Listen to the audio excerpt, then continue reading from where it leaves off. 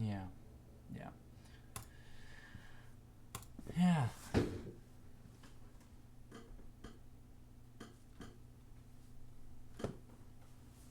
There you go.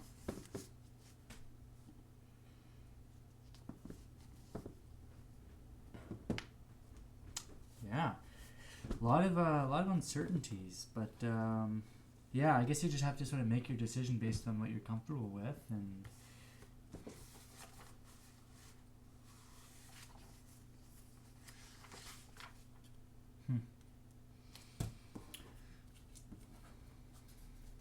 Hi, Diana.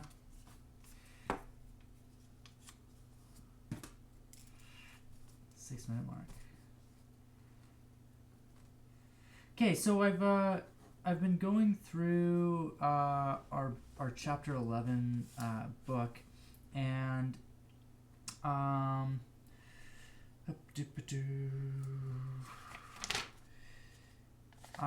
I also, I kind of want to just be finished with calculus. I don't know about you, but I feel like we're kind of at the point where we should be doing some review. So today's going to be our last day of doing any kind of I don't want to say new material, because you'll see what I'm talking about. We are going to kind of go back a little bit.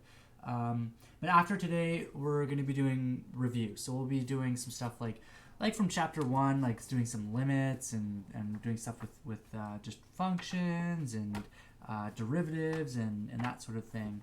So today's going to be like our last day, kind of in chapter 11. I mean, we'll do a review of chapter 11, but yeah, we're going to sort of say that today is like our last day of new material.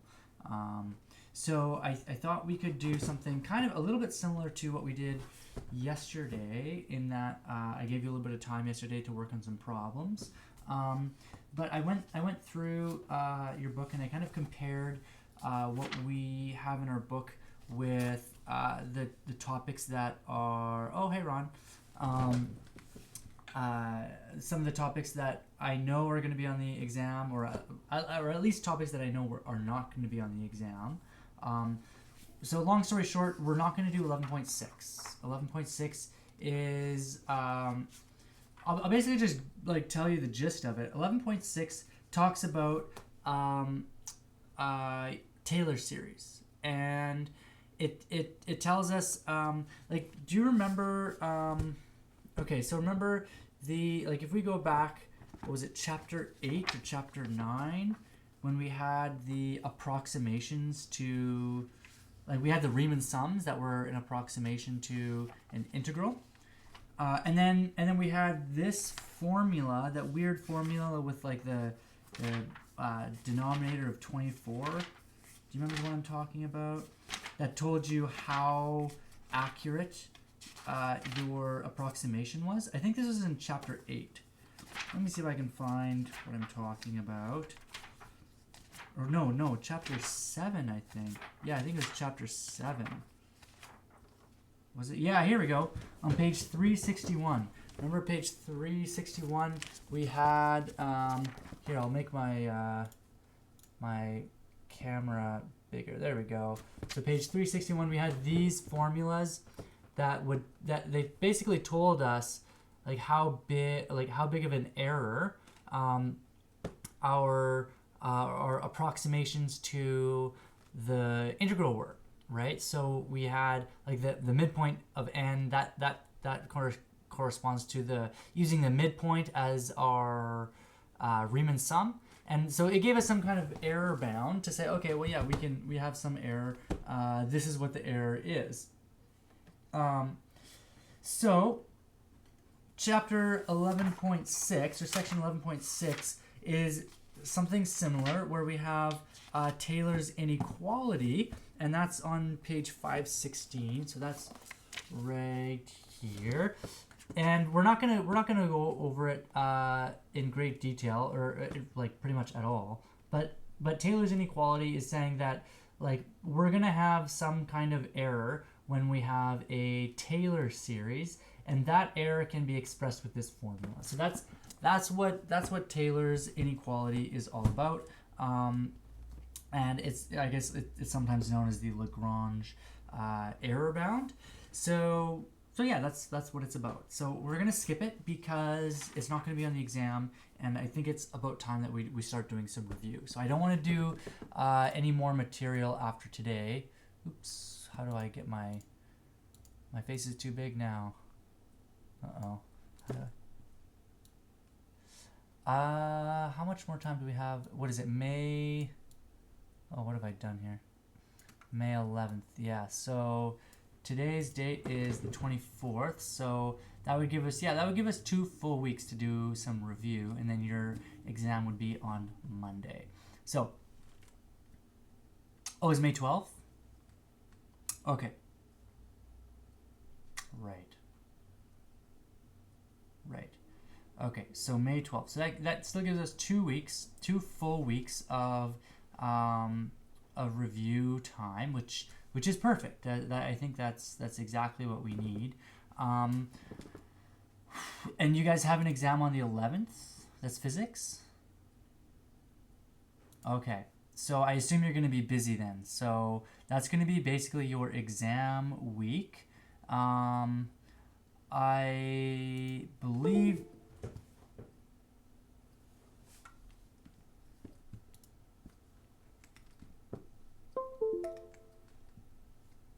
Okay.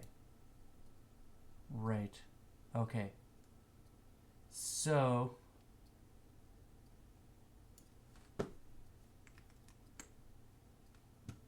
Okay. Ooh. Yeah, okay. So it's 2 weeks then. What's your latest exam then? May 20th?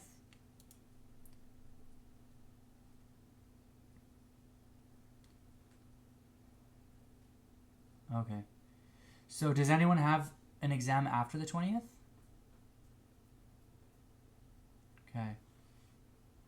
Okay.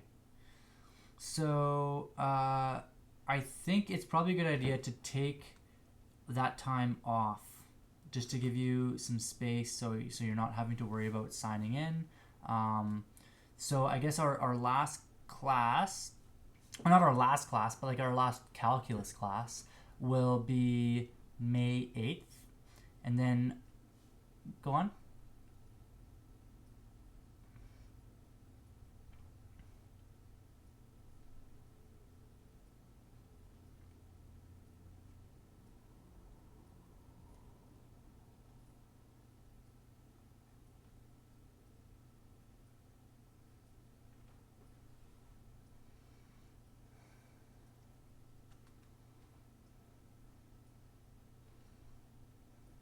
Yeah, we could do some review on the 11th. Yeah, absolutely. So why don't we say that we'll do some calculus on the 11th? That's the Monday, and we could just do kind of like maybe a group session where we kind of help each other out, and we'll see what we can do to make it as interactive as possible. And then obviously the 12th, you guys will be busy, and then you have an exam on the 20th. Maybe what I'll do is I'm gonna get you guys to email me your exam schedule. I'll just get everyone to do that. Maybe that could be like part of the exit slip today. I'll add a little section, a little part of the exit slip for your exam schedule, and that way I can see what your exams are, and we can kind of plan around that. Because I don't want to have a class the same day that you have an exam. When you have an exam, I just want you to be thinking about that, and not have to worry about signing in and that kind of thing. We're just having the AP exam. That is your final. Yeah.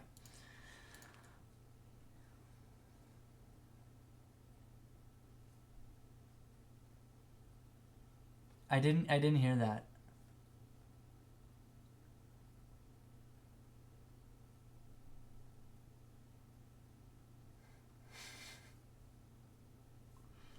Hmm.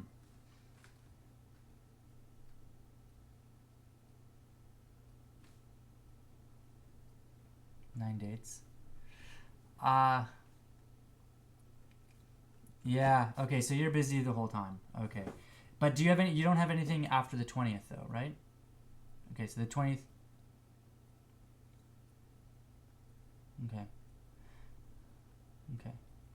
So I'm kind of getting the impression that we're gonna take a week off, a week and a day off. So starting on the 12th, which is the day of your calculus exam, we'll take that day off, and then we'll take that time off all the way up until the 20th, when you have your last exam, and then on the 21st, we'll pick up where we won't pick up where we left off. We'll start something new. We'll start talking about some projects, and we'll kind of be on the advanced math portion of these classes. So, oh, by the way, on your report cards, and I talked to Mr. McIntosh about this, just to sort of clarify, because I haven't done this before, but I gave everyone a NM, which is no mark for the advanced math, because that mark is going to be based on a project which we haven't done yet. So, because I think, as you know, like intro to calculus is like every second day, and advanced math is the other day, so you're getting 2 credits at once. So just if I don't know, Mr. McIntosh told me that that's what he did already, so I'm hoping that I didn't make any mistakes, but you shouldn't have any surprises. There's no mark for the advanced math. So okay, back to math. So I highlighted 3 sections that I thought we could look at today. I'd like us to do some examples. So I'm going to write down oh yeah, that's not, there we go. I'm going to write down some questions that I'd like us to do. And this is going to be your homework for the weekend. And yeah, okay, so where are we? Okay, so we're going to start off. I'm just going to write down all of the questions all at once, and then what we'll do is we'll take some time to kind of go through one question at a time. We'll try to hop between chapters so we can get kind of a flavor for different styles of questions. So the first section that we're going to look at is section 11.2. So I've got section 11.2, and maybe I'll make a table actually. I'll do this. I'll do section and questions. Leave it to a math teacher to make everything a table, right? Okay, so for section number 11.2, I'm going to get you to do questions 26 to 29. 26 to 29. And it's possible that you've already done these problems, but these problems I kind of looked at, and they correspond to the exam pretty well. So we'll do those questions. That's 4 questions. Then next section we're going to do is 11.3, and we're going to do questions 9, 13, 15, 17, and 19. Okay, so that's 11.3, and then we're going to skip 11.4 and jump right into 11.5. 11.5, and we're going to do question 7, questions 8 through 13,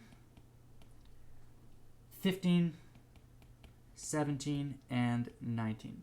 So those are the problems that we're gonna focus on for this weekend. And today I'd like to see if we can do at least one problem from each section. So we have about 20 minutes. So I think maybe giving you 5 minutes per question. So we'll do one question from 11.2, one from 11.3, and one from 11.5. Okay? How does that sound? That makes sense? Yeah? Okay.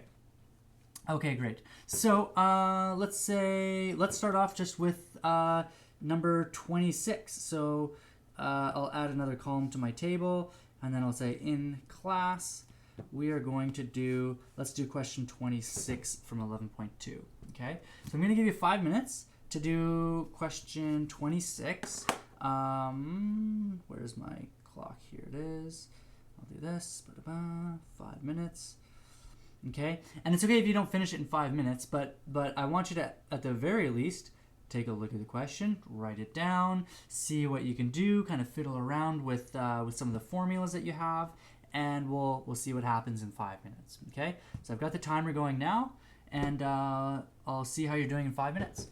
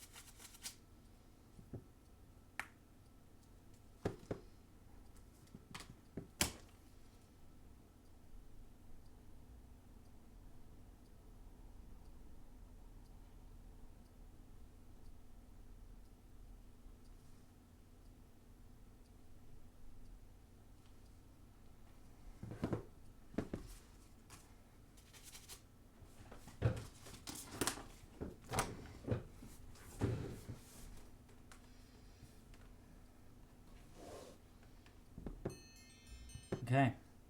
So that's 5 minutes. So this question has 3 parts, right? We've got A, B, and C. So the first part is to find the common ratio, right, between terms. Second part, so this is a geometric series. I mean, it tells us right in the question it's a geometric series. B is to write the function that gives the entire sum of the series. So essentially just find the sum. And they say it's a function because there's an x in it, right? So it's a function of x. And then finally, we're gonna in a single viewing rectangle graph the partial sum S3. So let's do each of those one at a time. So I'll try to go rather quickly if I can find my pencil, so that we can move on to the next problem. So let's do, what was that? 11.2. Number 26. Okay, so just to write things down, we've got x minus x cubed plus x to the 5 minus x to the 7 plus blah blah blah blah. So you can see here I'm going to add a exponent of 1 here. So the exponents are going up by 2, right? And it's all odd numbers. So just as a quick tip, you can always write, so even numbers always have the form 2 times n, where n is a whole number, and odd numbers is really easy to write these as 2n plus 1, because you've got an even number plus 1. So we're gonna have a 2n plus 1 in there somewhere, probably in the exponent. So I'm gonna go ahead and write this as a sum using summation notation, just to make things straightforward for us. So this is going to be n equals 0 to infinity. And if you don't want to do this part, like nowhere in the question does it ask us to write this using summation notation, but I kind of like to do it just to give myself, for part B, it helps to do that for part B, but it's not required for part B. Yeah, so I'll just write it as this. So we have an alternating, this is an alternating series, right? Because we're going from positive to negative to positive to negative. So I'm going to go negative 1 to the power of n. And this works because I'm starting at 0, right? If you wanted to start at 1, you might have to do like n plus 1, right? So you can change your index as you need, but in this case, I'm going to start at 0. That way, I'm going to have a positive number over here, because negative 1 to the power of 0 is positive 1. Now for the x's, I've got, well, x to the power of, I'm going to write 2n plus 1. And it's 2n plus 1 because the first term, like when n is equal to 0, so when n is equal to 0, we're going to have negative 1 to the power of 0, which is positive 1. So this would be positive 1. And then x to the power of 2n plus 1 would be x to the power of 2 times 0 plus 1, which is just, 1. So x to the power of 1. So that's exactly what we want. And each time n gets bigger, 2n plus 1 gets twice as big, or sorry, not twice as big, but it gets 2 bigger, right? So we increase the exponent by 2. So this is what the actual sum looks like using summation notation. So I know that's not required in the question, but maybe that helps us sort of make some connections on how these things are related. So the first part of the question is to find the common ratio. So the ratio, since it's a geometric series, the ratio is going to be consistent between terms. So what that means is this term, sorry, I should include the negative sign, this term divided by this term is going to be the same as this term divided by this term. Any 2 consecutive terms will work. So you can choose any 2. I typically like to choose the first 2 because, as a general rule of thumb, the first 2 are going to be the smallest terms, or at least the most simplified. And as you progress further, the terms get more and more complicated. So I'll take the first 2. So that gives me negative x cubed divided by x to the power of 1, which is negative x squared. Okay, so that's the ratio. So I'm going to say that this is r. Now for b, we want to write the entire sum, the infinite sum, as a function. So remember that this is a geometric series. It's a geometric series. So for any geometric series, the sum, so if we have like our first term, so our first term would be A, our first term, if our first term is A, and then we have, and then we're going to multiply the rest by our common ratio to the power of n. So this would be n equals 1 to infinity. For any geometric sum like this, we take our first term, like what this infinite sum is equal to is we take our first term as our numerator, and then we subtract the ratio. So in that same vein, in this case, our first term is x to the power of 1. So our first term is x to the power of 1. So our sum here is equal to x, because that's our first term. All right, first term. And then we'll do 1 minus the ratio. The ratio is negative x squared. So we're going to subtract negative x squared, which is the same thing as adding x squared. And that's it. Now, the next question is to make use a viewing angle. I'm just going to use Desmos because I still haven't figured out how to connect a calculator to my computer and use that. Go ahead. Okay, go ahead.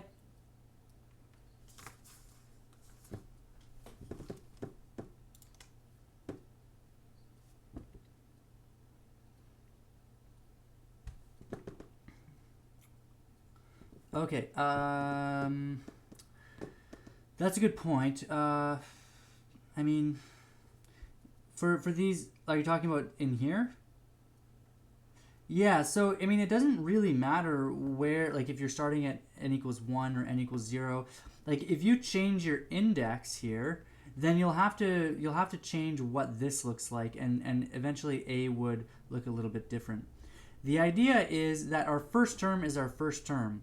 In this case, our first term is positive x. There's no getting around that. X is our first term, and the ratio between terms is negative. This is our ratio. Our ratio is negative x squared. So the idea is that it doesn't really matter if you're using summation notation, if you're starting at 0, if you're starting at 1.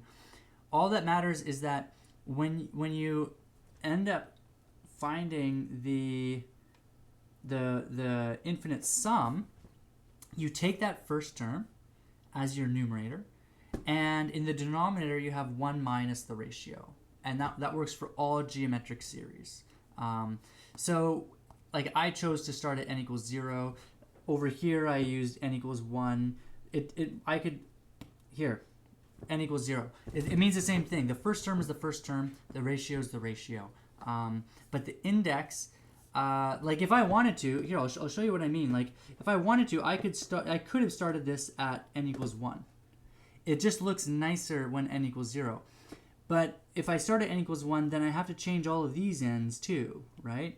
So let's see how that would work. So if I'm going to start with n equals 1, well then all of a sudden I'm going to have to do negative 1 to the n plus 1, right? Or n minus 1, that would work too, n minus 1, right? Because if I plug in n equals 1, then negative 1 to the power of 1 minus 1 is negative 1 to the power of 0, which gives me a positive value, right? So I would have to change all of the n's in this expression. Furthermore, over here, I would have, I would have 2n plus 2n, no, I would have 2n minus 1 in this case. I would have 2n minus 1, right? Because my first exponent, I would want my first exponent to be 1. So when n equals 1, now I would have 2 times 1 minus 1, which would be 2 minus 1, or in other words, 1, which would give me that exponent of 1. Okay, does that make sense? I mean, I'm talking about indices, like the index.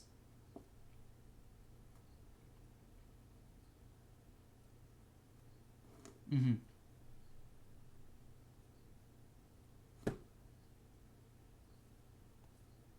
No.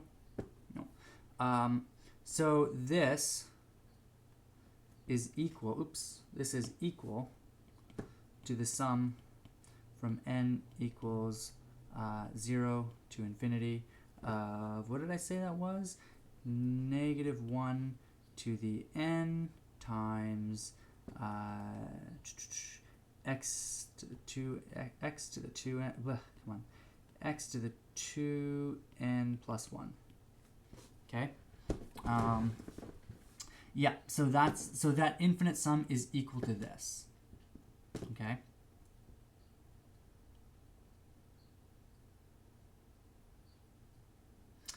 Yes. Yeah. Yeah. So, I mean, keep in mind we weren't asked to find, well, actually no, there's no bounds on x. X is just x. If we were asked to determine where this series converges, then yeah, we would have to say, okay, well, this series only converges when this is less than 1. Or I guess that the ratio, which is negative x squared, when negative x squared, the absolute value of negative x squared is less than 1. So yeah, we're not asked about convergence here. We're just asked to find that infinite sum. But yeah, you're absolutely right. If we wanted it to converge, then we would have to have some restrictions on x.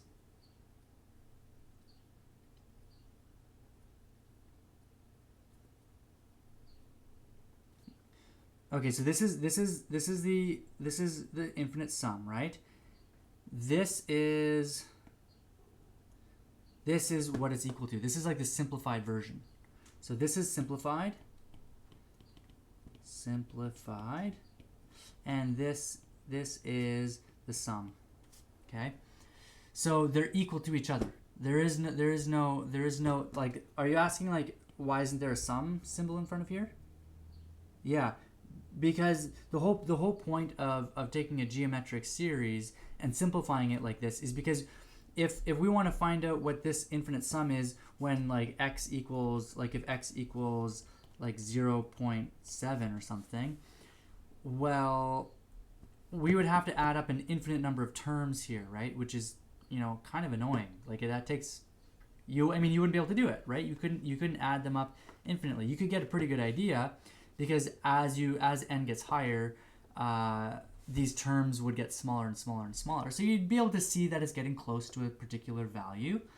But when you plug it into this equation, you get an exact value, and it tells you exactly what it is.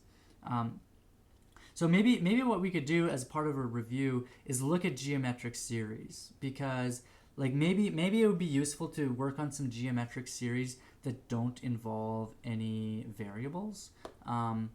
Like I've got some good questions that I've been giving my grade 10 advanced class about geometric series, and I wonder if maybe that would be like it might be a good refresher, just to be like, oh yeah, no, you can have an infinite series that like you're adding an infinite number of terms, but it equals something, right? Like for example, okay, let me just do a quick example. Like, okay, so you guys know Zeno's paradox, right? Yeah, right? It's a half plus a quarter plus an eighth, right? Plus blah, blah, blah, blah. So here, the first term is a, right? A is equal to a half. That's our first term. Our ratio, as you can see, the ratio between terms is equal to a half, right? So both the first term and the ratio are equal to 1/2. Now, you might think, okay, well, you know, I know that this is equal to 1, right? All of this added together is equal to 1, right? And you can see that visually, right? If I have a half plus another quarter plus an eighth plus a 16th, I'm going to keep getting closer and closer to 1, right? So altogether, this is equal to 1. So, so the sum from n equals 1 to infinity of 1/2 times 1/2 to the n, and I guess that would be n equals 0. I'm starting at 0. So this is equal to, well, this is my a. Here, I'll even do this. I'll do a over 1 minus r, right? So this is equal to 1/2 over 1 minus a half, which is a half over a half, which is equal to 1. You probably can't see that. My head's probably covering that. But But yeah, so this thing over here has an infinite number of terms. This thing right here it's a closed form formula, right? There's no infinite number of terms. It's just an expression, right? So just like over here we have an infinite number of terms. This is an infinite number of terms, summation notation, all of that kind of gross looking stuff where you have this infinite list of things to add, and then you find out, oh, it's actually just equal to this, right? Yeah. Yeah, no, it's good.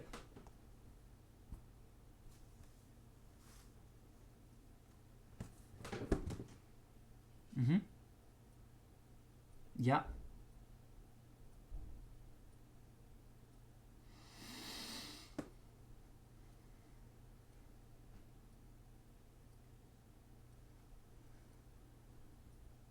That's right. Yeah. So yeah. So like let's so one of the most straightforward things, and this is a big one in combinatorics, believe it or not, but 1 over 1 minus x is equal to 1 plus x squared plus x cubed plus, right? So what happens when x equals 2? Right? Okay, well then you'll have 1 over 1 minus 1, 1 minus 2, right? So this is equal to -1. But hold on a second, like that's when this x equals 2. When this x equals 2, we've got 1 plus 2 plus 4 plus 8. Like that's not equal to -1, right? So yeah, x can be anything in here, right? But these two things are only equal when we have convergence. So so that's actually a good point. So these two things are equal when it converges. When this thing diverges, which is when this -x squared is greater than 1, then you have a problem. Cool. And then for question C, I'm going to leave that to you. Really all they're doing is to take the partial sum, the third partial sum, which is just these terms right over here, if I can get my pencil to work. These three terms, just like graph that, the first three terms. It's not that interesting. Just graph x minus x cubed plus x to the 5. And that's really all you have to do. Okay, let's see if we can squeeze in one more question. Let's see. I guess technically we're out of time, but let's see if we can just squeeze in one more, just because. Let's do 11.3, and we'll do question 9. We'll just do the first one here. So that is on page 493, and we're gonna find the radius of convergence on this power series. And by the way, I don't believe that finding the radius of convergence is going to be on your AP exam, but I still think that is a good exercise, because being able to do this helps you understand how these series works. So what I'm going to do is I'm going to let this be your exit slip. So here's your exit slip. Exit slip. And is this one in the back? I wonder if maybe I can choose one actually that's not in the back. Let's see. Just because I'm super mean. This is 11.3. Yeah. It's 11.3. Because not all the questions are in the back. 11.3. What did I say? Number 9? Okay, how about 10? Let's do number 10. Okay, so we're going to do 10 as the exit slip. Okay, so yeah, this is your homework for the weekend. I think that these are like a good representation of the types of questions that you should be able to do before going into your BC exam. If you get stuck on any of these, the last thing I want you to do is to be banging your head against the wall and to give up. So if you get stuck on one of these, this is what I'd like your procedure to be. I'd like you to circle that question and move on, okay? And then on Monday, you can present me all the questions that you had trouble with, and we'll try to do as many of those as we can, and that'll kind of be a nice little warm up to our review. That said, I mean, give it a good shot, right? I don't want you to just be like, what? Oh, I don't know how to do this. Move on. Oh, 11.5, I skipped that section. Move on. Like, no, you gotta give it a good shot. Like, spend a few minutes with it, and you know, try to, you know, ask another person on Discord or however you guys are communicating with each other. Ask someone else how they're doing it, and then any questions that we're stuck on, we'll approach on Monday. So that's what we're gonna do. Okay, I'm gonna go. I'll talk to you guys on Monday. If you have any questions about anything, don't hesitate to ask. And yeah, take care.